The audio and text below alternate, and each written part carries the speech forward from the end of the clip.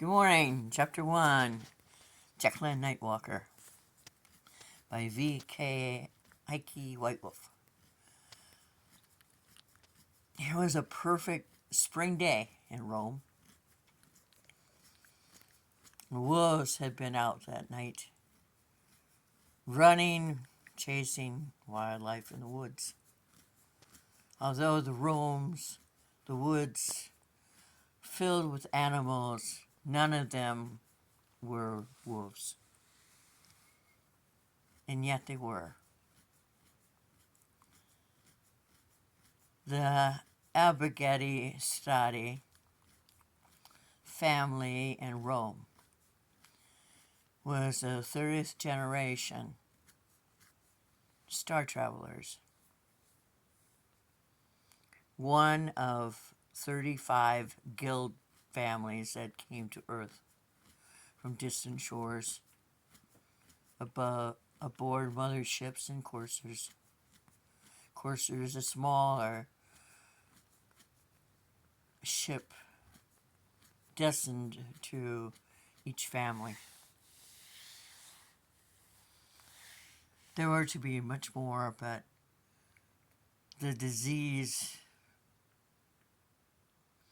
was more predominantly prevalent to the families of the planet.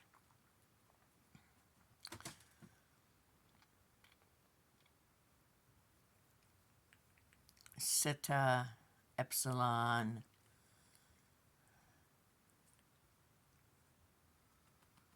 einundzwanzig Visig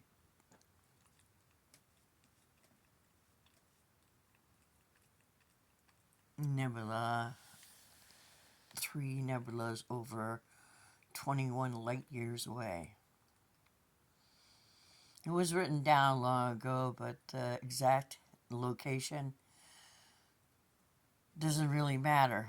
It was blown from the sky with their jettison off into space.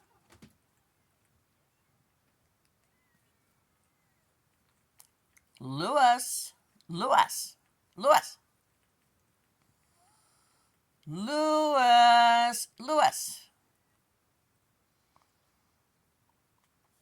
The worst deterrent to a changeling or an animal is a bottle of water.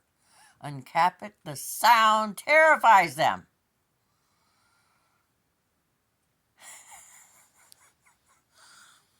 Because I don't have a squirt gun.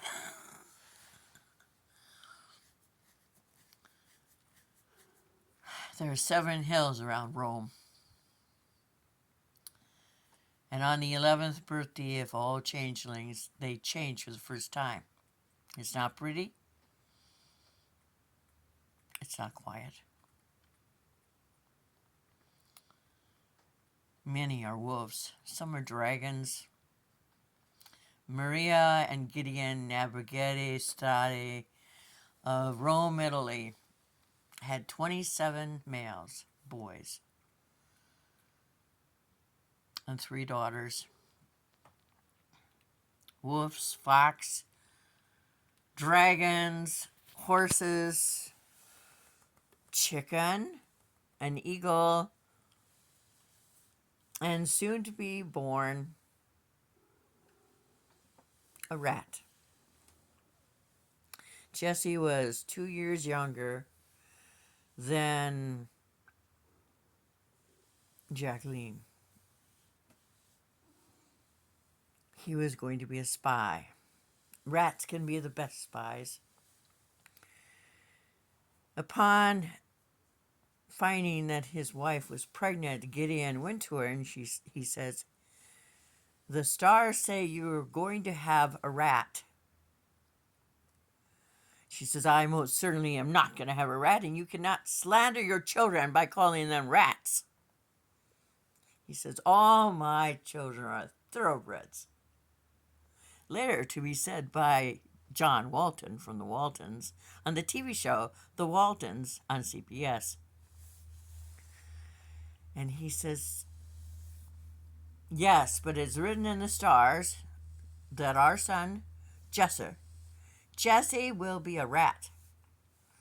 And Maria was very indignant because she and Gideon were the very first of this generation to wed, like Gideon's great great great granddad, out of love. It is rare for a gay man to fall madly head over heels in love with anyone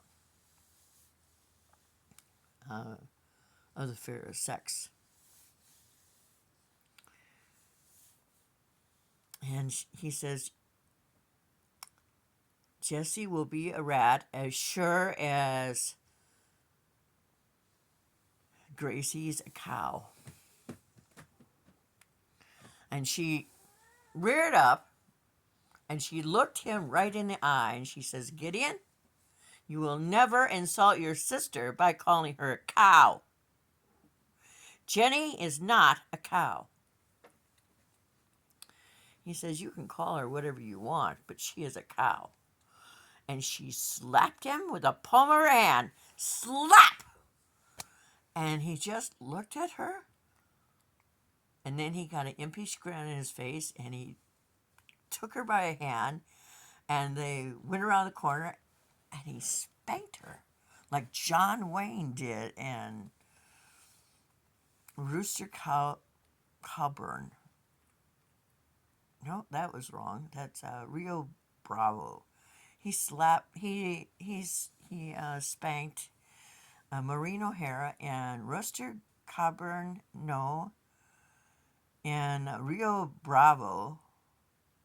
No, had to come to me. McClintock.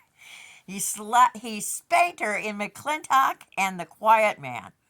I love John Wayne. Rooster Cogburn was a different movie completely. He was an old fella then. But my father spanked mother. And they came around the corner. They had actually fooled around after, the assault of the back of the scoop for the stove. Mother's stoves were always wood. She said it cooked evenly and smelled the house up with wonderfulness and warmed every brick and every mouse hole. And she says, you invite your sister to come and stay for a month.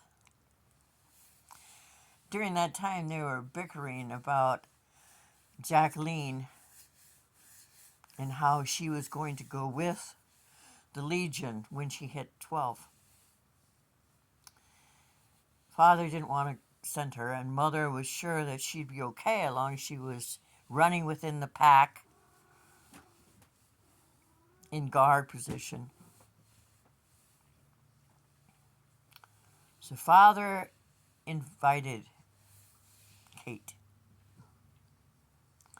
Hester, Maria Alleghetti Stadi. And they were in the kitchen cooking. And wouldn't you know it, for some reason she had changed from Kate to cow. And we heard this earth-shattering scream. Ah! And then clump.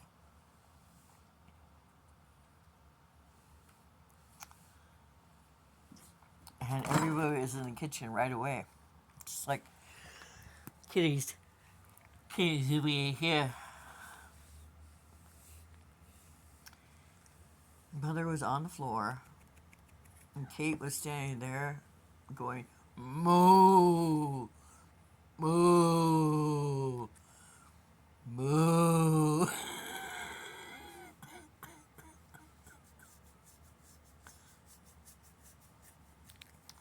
My mother was gotten off the floor, and she was so shaken by what she had seen. And Father said, why is it that disturbs you so? You have two sons that are dragons, sons that are horses. a daughter that's a chicken and a bat. Why would that upset you? She said, well, no one truly expects a sister-in-law to become a cow. It was such a fun story. She was never allowed anywhere near any of her family becoming what they were, cats, dogs. She saw her horse. She knew that Gideon was a horse. She would go out to the stable when they were preparing to sail, and all the horses were in the barn.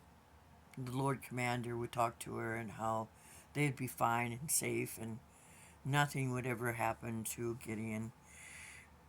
But you don't really know that. 2 years went by in a wink of an eye. Jacqueline was 12. Jesse was 11 and he was going. And Jacqueline begged and cooed and did extra chores and promised and promised and promised she'd never go on the battlefield. She'd always stay a distance away, running the pack with her brothers. The mission was called out, and the company of Gideon's family were to go to northern Africa, to Alexandria, and weed out the followers of Mark Antony and Cleopatra and kill them. You can't have one insurrectionist. If you take the head, you need to kill all the followers. So that was the goal. The men were re-armored. They did extensive engagements to prepare for every little thing that could go wrong, could occur. And they marched off to boats and they got on board, and hundreds of thousands of wives stood and waved and cried as the ships pulled out of harbor. They arrived in Africa without any incident.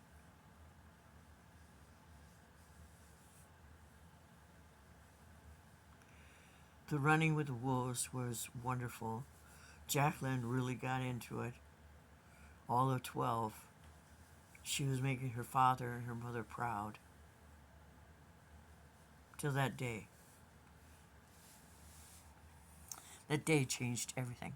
That day changed families. That day.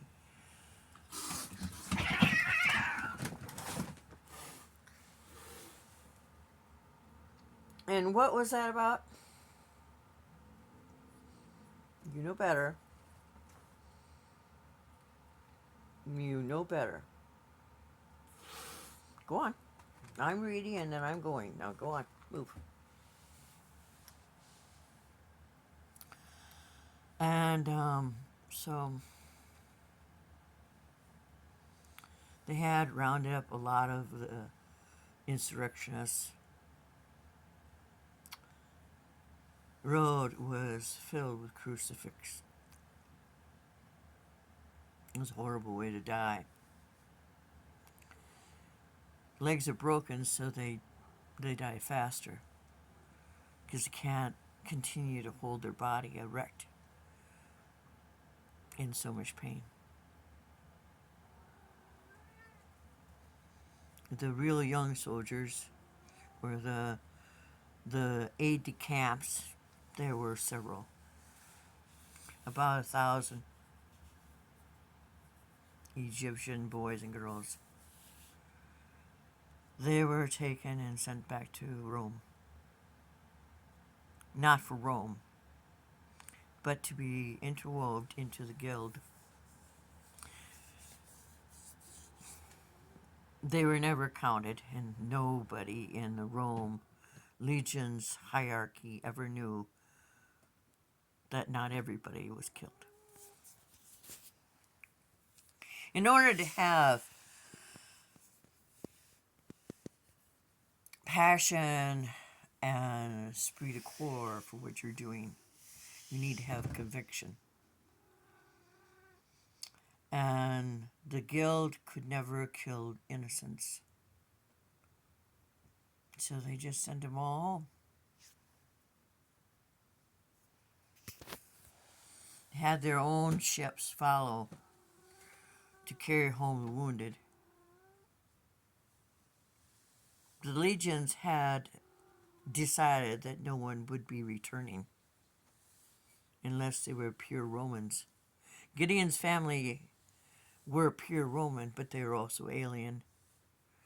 And it had been determined by hierarchy that after the engagement, all Gideon's family would be taken and killed. And that the families and the properties back in Rome would be seized by the empire. Nobody knew this. It was like a hidden agenda of the ruling company hierarchy. The legion commander of the brigade didn't want this to happen. Gideon was his trusted brother. They had grown up together. They learned how to fight together. Gideon learned how to protect the legion's commander. And on that battlefield that ran from Alexandria to Cairo, it was immense. It was like 3 coliseums, end to end to end. It was filled with Egyptian soldiers and Romans. And up on the top of the walls ran the wolves on either side of the engagement until that moment when the lance pierced Gideon's side and his knees buckled, and the Lord Commander was flung 200 feet ahead, crushing to the ground, and laid still. Darius had flown down, and as he was flying down, touched his feet to the ground, and had changed from solid black dragon to Gideon Abigedi Estrade's eldest son, whose weapon of choice was a sickle. He was there. Gregory, who was a white dragon, father called him his matching set, also descended the skies. He held father's head in his lap.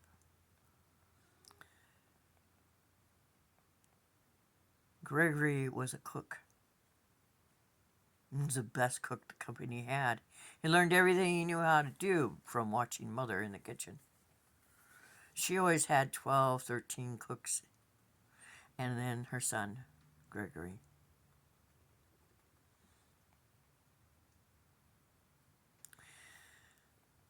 The sound, the panic, the fear, the pain. One note as father's knees buckled and went to the earth. All the wolves stopped. You could have heard a piece of straw hit the desert floor.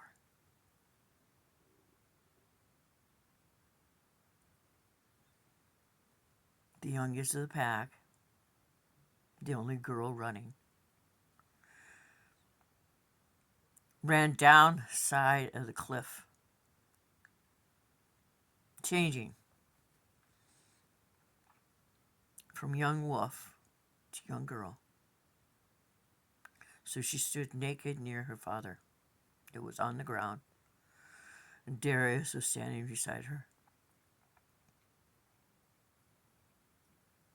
And in that instant, an old as dirt Egyptian bit her neck.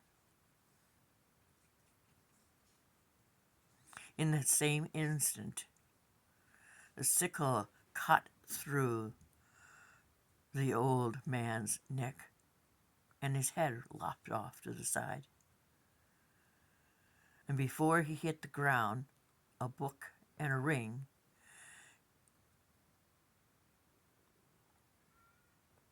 laid at his feet.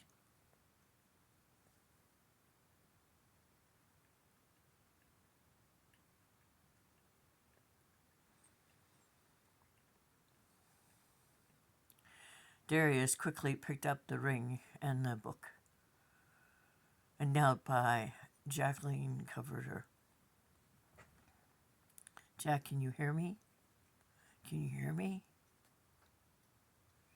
A tear ran down Jacqueline's face, and she looked up at her brother. Don't tell Mother I died. Promise me you won't tell her.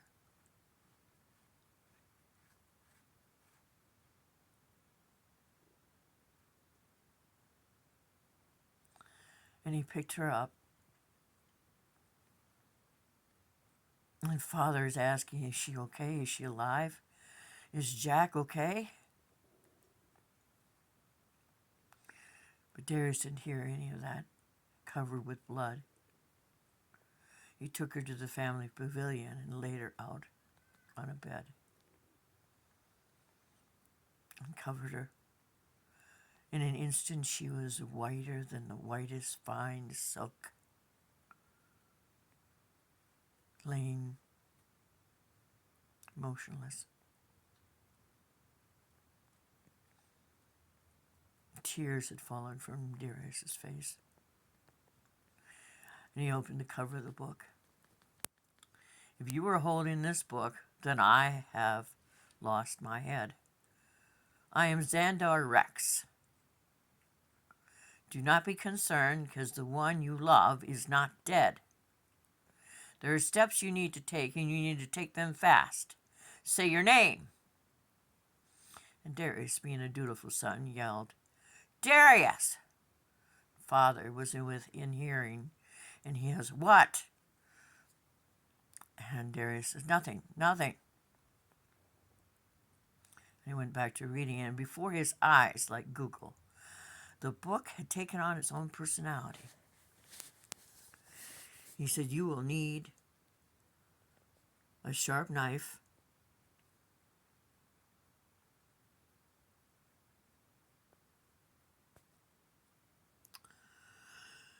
you need to act fast, because at sunset she or he will rise and needs to be fed. I did not take your loved one out of malice. It was more happenstance, maybe a little malice.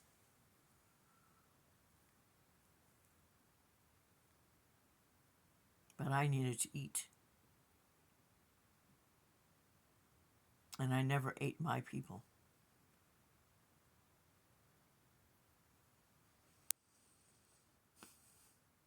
And Jesse came zooming in. I was so told by Father to see Jack. I've come to see Jack. Why is she so white? Darius yells at his younger brother, get the hell out of here. I'm not going anywhere. Father demands to know if Jack is okay. Jack is fine. Go away. And then he thinks, I'll put him to work. That'll make him busy and out of my sight. Go get me a knife, a big knife. What for? Do as I say. When he comes back with a knife, then he reads in the page, also must have a large skillet. After the sire slits his wrist and holds it for the injured party, you count 20 Alexanders and then smack soundly with the pan. And Darius says, what pan?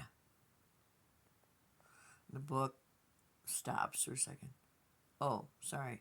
You need a pan. So when Jesse came back, he was sent out after a pan from Gregory. And he says, well, Gregory's not going to give me a pan. He says, steal it. You're a rat. Steal it. And he felt insulted. I will not steal from my brother. You will steal a pan or you will not help me with Jack. So he vanishes. Came back with a big ass frying pan. He said, now, this is what's going to happen at 6 o'clock. She's going to wake up. And I have to slit my wrist. Darius knew that there are certain things you could tell Father and he will understand and believe. And there's certain things that will never fly if you tell Father.